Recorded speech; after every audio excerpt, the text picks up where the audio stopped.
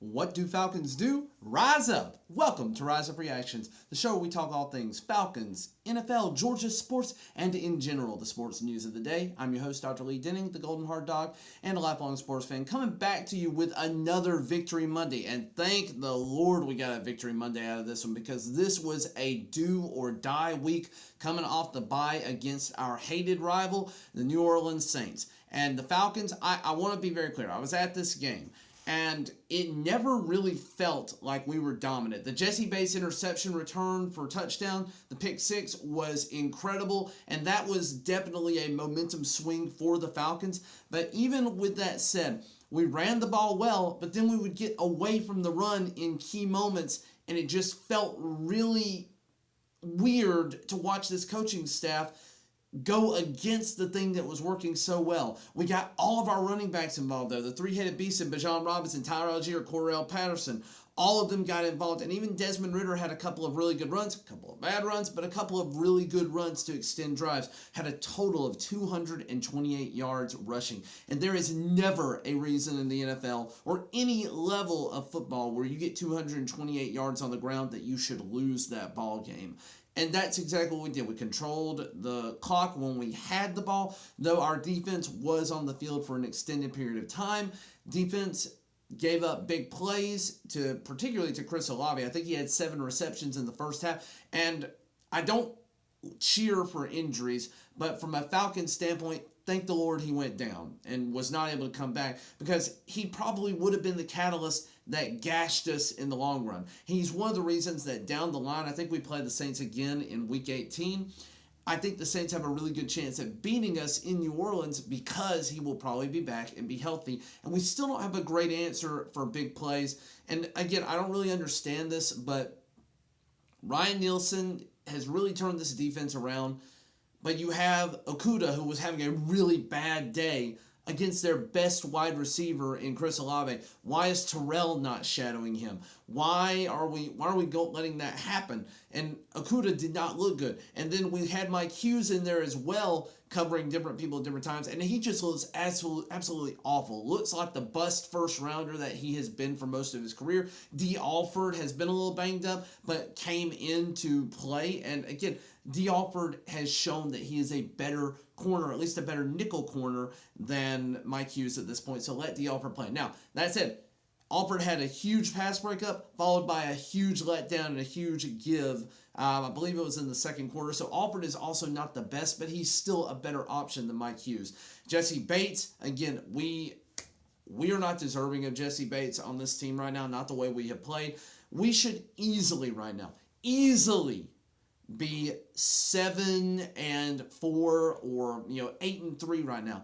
I'm going to say that we would absolutely have lost the Jacksonville game, absolutely would have lost the Lions game, and I don't know, I feel like we probably would have lost one of these other games in there, but there's not a good reason that this Falcons team, as talented overall as they are at every position except quarterback, unfortunately, should not be better. It didn't look like we really changed a lot coming out of the bye week, except for we put Desmond Ridder back in there. Desmond, one interception was god-awful. One was, I think, more of a bad play design. Why we have 3 receivers bunched up running the exact same way across the field, I don't understand. The ball was thrown a little bit high, and it ended up being a turnover at the end of the first half. Again, would have liked to have gotten points there, I believe. I don't remember what it was at the time. I think it was maybe 14-9 at that point. And I would have loved for it to, at minimum, have been 17-9. I feel like that would have been a much better place for the Falcons to start coming into the half. Obviously, I think taking the points earlier, I'm not sure if we end up getting that pick 6, because that was the drive when we didn't score. That was the drive that came off of, so I don't know that you get that pick 6 without turning the ball over on 4th down. But Arthur Smith, you could feel it in the room. There was excitement that we were going for it just because we were trying to hype up the team.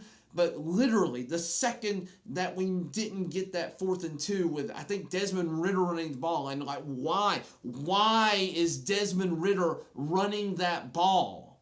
Why is it not Bijan? Why is it not Tyler? Hell, Cordarrelle Patterson looked phenomenal as a damn wrecking ball. Put him in the middle. Let him take it up the field. He's gonna pound through some people. He might have gotten it on a really good effort.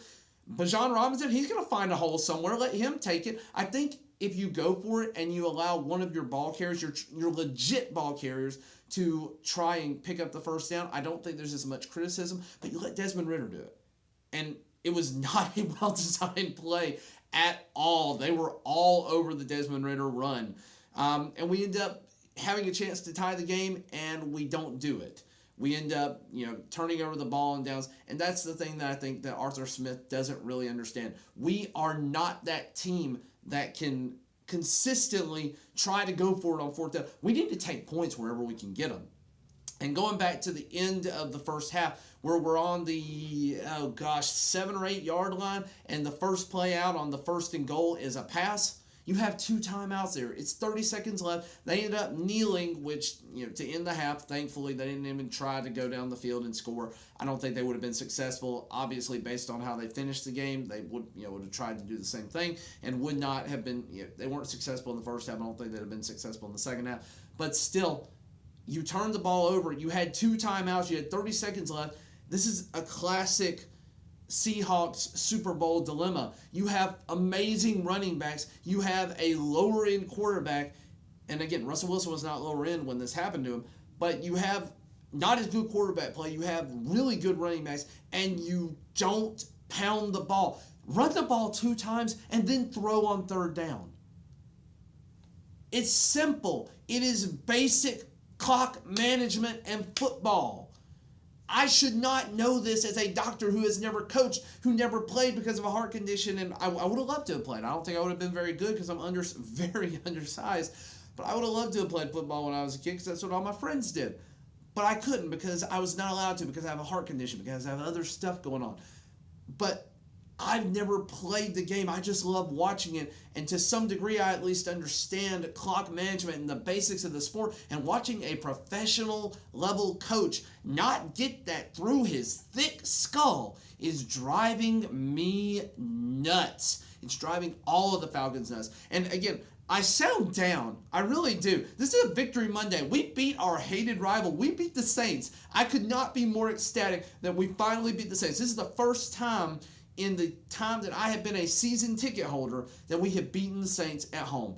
First time. We've tried for the last 6 years. I don't recall being at a Saints win except for in New Orleans a couple of years ago when I went with some of my friends who are New Orleans fans down there when I was practicing medicine in the Mobile area. But again, I don't understand why it feels like a loss. I mean, I guess I do because it just feels like the play calling was bad. We did exactly what we needed to do in terms of clock management. I think they actually had better time of possession. I would need to find that. I don't know that ESPN is going to allow me to find that immediately here. I'm not sure exactly where it falls under. Yeah, we actually lost the battle of time of possession. They had the ball for 31 and a half minutes. We had it for 28 and a half minutes. And going into the first half, going to the end of the first half, we definitely were losing the time of possession battle. Our defense was on the field, it felt like, most of the game, and we just did really well with that overall. Again, I think we were helped out by Chris Olave going down. Derek Carr did not look particularly good. Had a fumble that miraculously found its way as almost like a forward fumble pass into his own player, like 6 yards down the line. 3 other Falcons right there, and just the one spot you wouldn't want a fumble to go to. Derek Carr manages to get there. The other thing I would say is, we didn't have a sack allowed in this game, which was great. We almost did, and that was one of the things that Desmond did great. He extended one of those plays that should have been a sack and got a first down. But we only had 1 sack. It was in a key moment for us. We had a lot of pressure, but still we're having that same problem, is we're getting a lot of pressure. It's not resulting in sacks, and you're still having a lot of time for quarterbacks to find people in man or zone coverage. And it kind of is driving me a little bit wild. I don't know what exactly the problem is. I don't know if we just don't have the personnel that we need to right now. Seems like our edge rushers are not quite there, although Ebiketie did get this sack, which was amazing. Again, I didn't see much Lorenzo Carter out there this week. I don't know where he was.